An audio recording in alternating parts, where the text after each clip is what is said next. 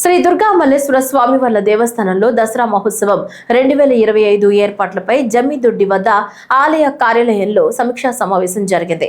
దేవాదాయ శాఖ మంత్రి ఆనం రామనారాయణ రెడ్డి అధ్యక్షతన సమీక్షా సమావేశంలో నగర పోలీస్ కమిషనర్ రాజశేఖర్ బాబు, దేవాదాయ శాఖ commissioner Ramachandra Mohan, joint collector Ilakiya, దేవస్థానం ఈవో సీనా నాయక్ మరియు తదితర అధికారులు పాల్గొన్నారు.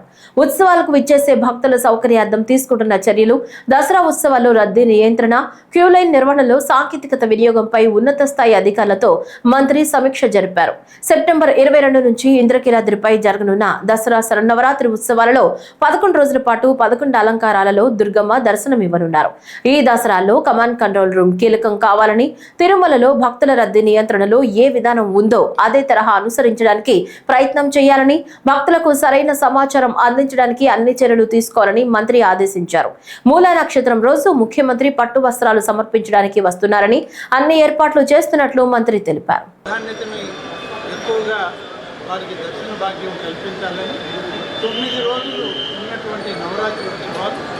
ఈ సంవత్సరం దాని విధుల ప్రకారం, పద్ధతుల ప్రకారం, శాస్త్ర ప్రకారం 11 రోజుల పాటు అమ్మవారి నవరాత్రి ఉత్సవాలు జరుగుతాయి.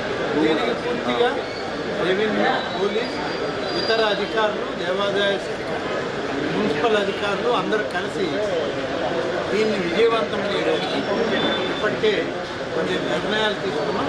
ఆ నిర్ణయాలను పూర్తి స్థాయిలో అమలు చేయడానికి కావాల్సిన ప్రిపరేషన్స్ అన్నీ కూడా పూర్తి చేయడానికి చెప్పినటువంటి రివ్యూలో జిల్లా కలెక్టర్ గారు, జేసీ గారు, సిపి గారు, నేను, ఇతర దేవాదాయ కమిషనర్ గారు అందరం మళ్ళీ కూడా ఈ కార్యక్రమం ఇంకా బాగా జరపాలనే దాంట్లోనే దేవాదాయ శాఖ సంబంధించి రాష్ట్ర ప్రభుత్వం ఒక గ్రూప్ ఆఫ్ మినిస్టర్స్ కమిటీని గతంలో ముఖ్యమంత్రి గారు ఏర్పాటు చేయడం జరిగింది.